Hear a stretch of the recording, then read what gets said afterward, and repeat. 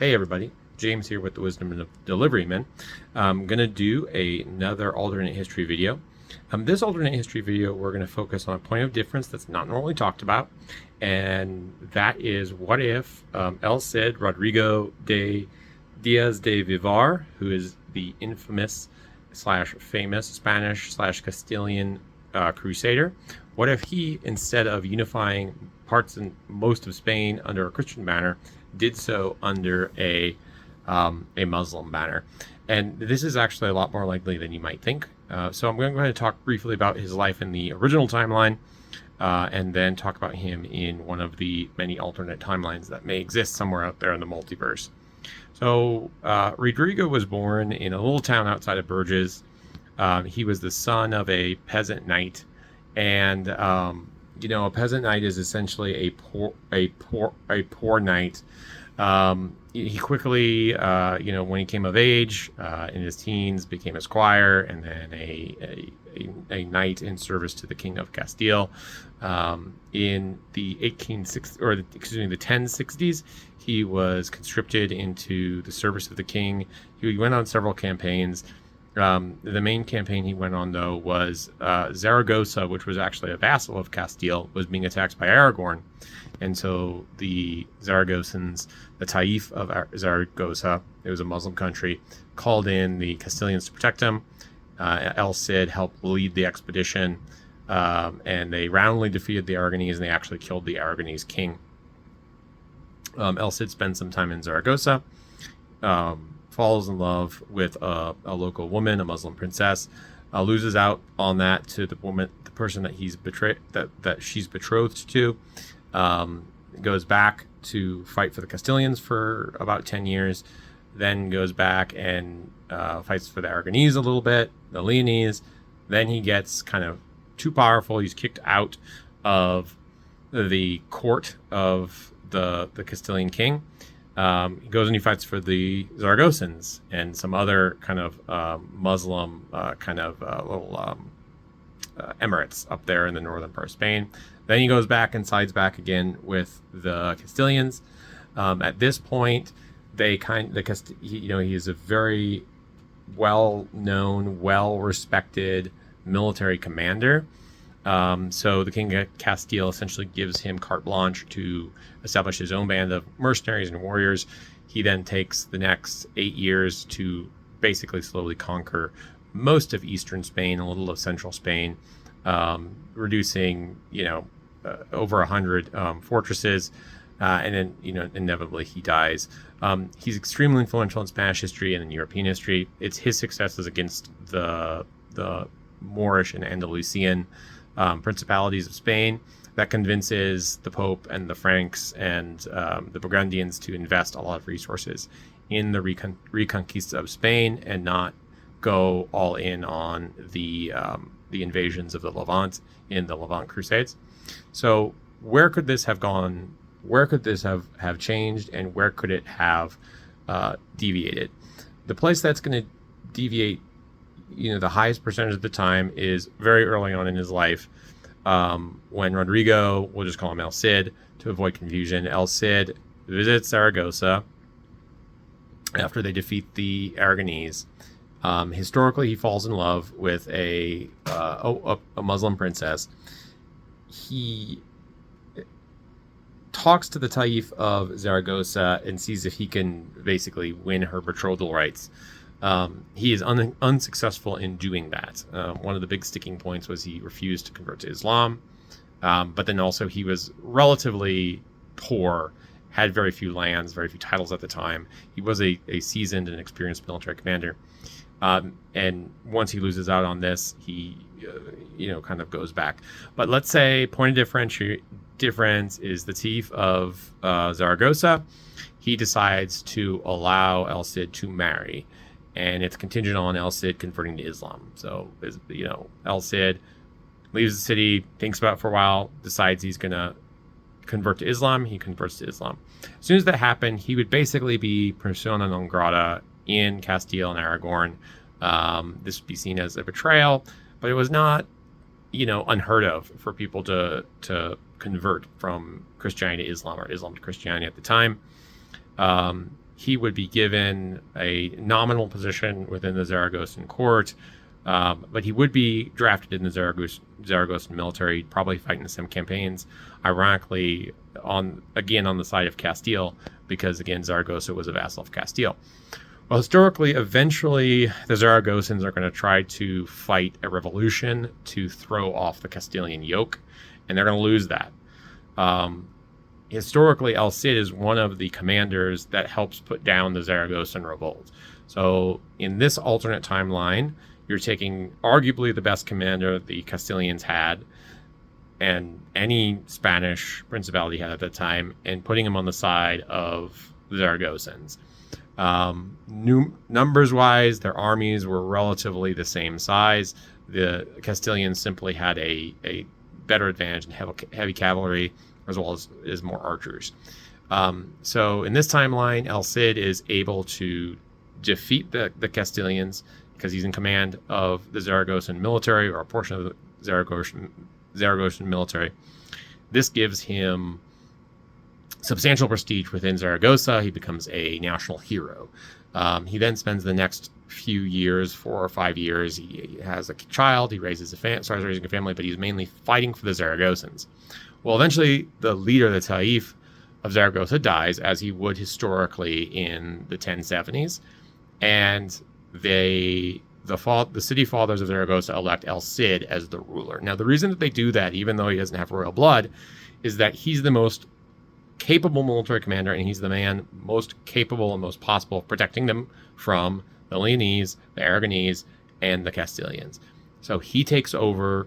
And just in the original timeline, once he had a little bit of power, his reputation attracted all kinds of soldiers and knights and warriors from all over kind of Western Europe to come fight for him.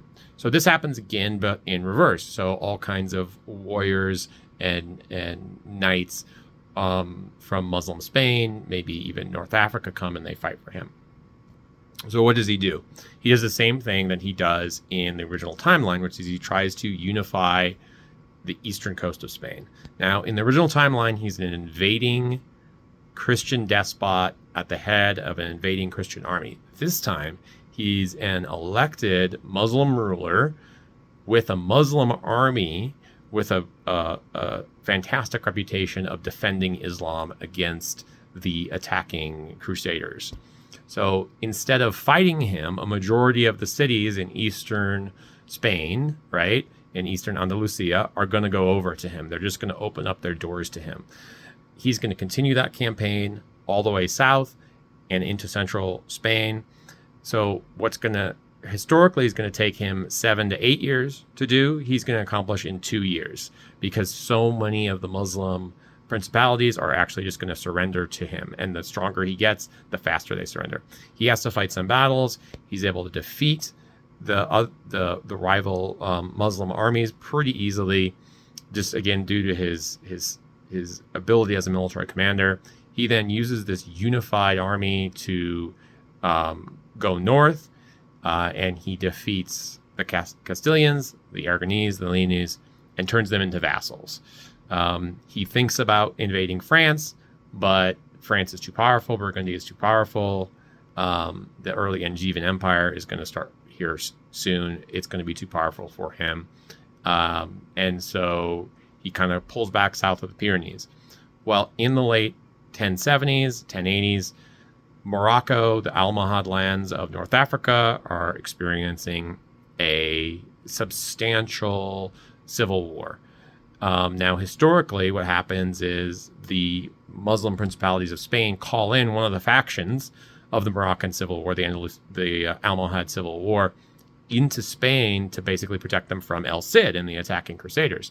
Well, in this timeline, since El Cid is now basically the king of a unified Muslim Spain, it's the reverse. One of the factions calls in El Cid to come in and deal with the civil war.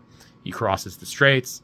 He sides with one of the factions, doesn't matter which one, and then he establishes the Almohad lands, of the Moroccan lands, as a protectorate of the unified states of Spain or Cordoba or Andalusia or whatever it is that he establishes at.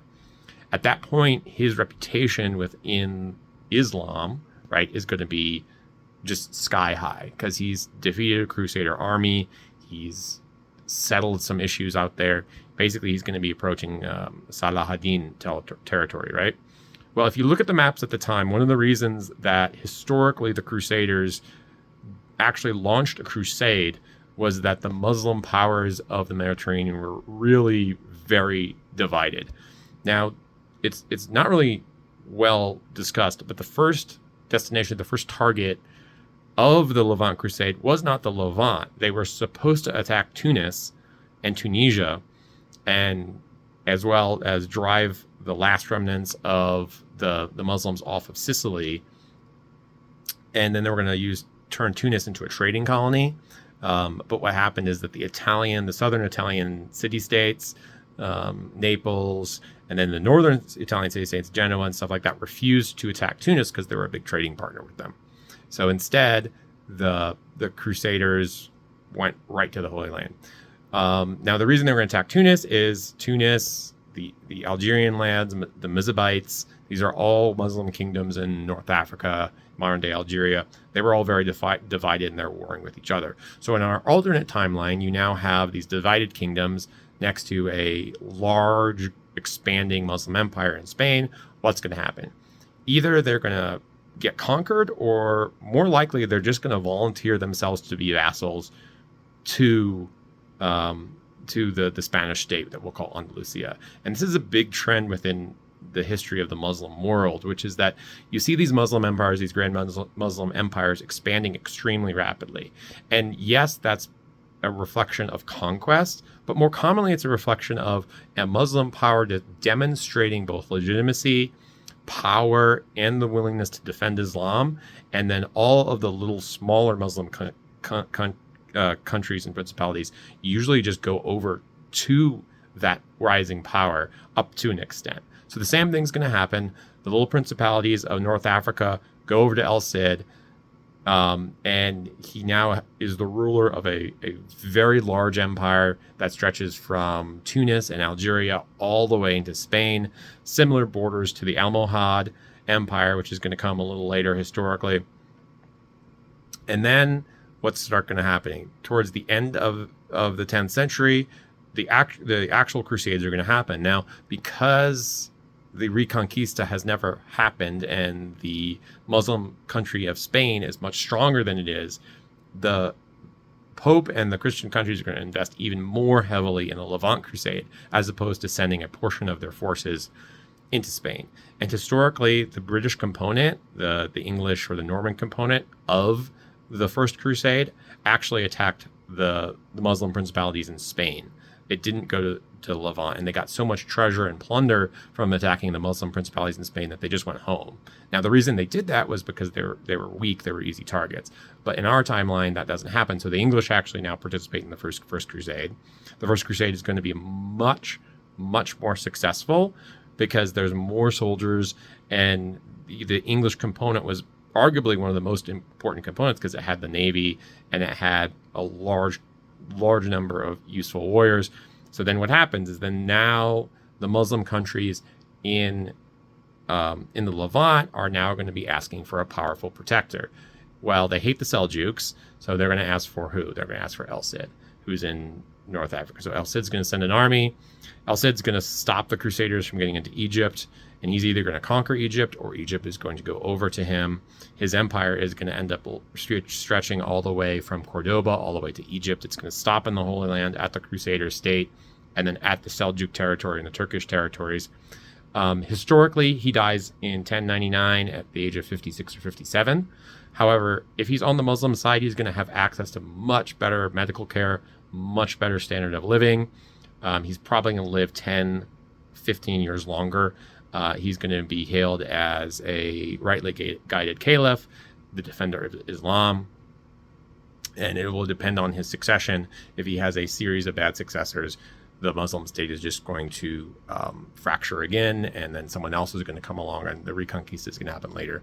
But if he's able to establish a successful line of succession or a system of adoption, even, you could very well have a Muslim-controlled Spain that controls Spain and North Africa going into the Renaissance, and that's the country that's actually going to dominate the age of exploration and the age of trade. So that's an interesting alternative. If El Cid had converted to being a Muslim ruler as opposed to sticking with his roots and being a crusader. Thanks.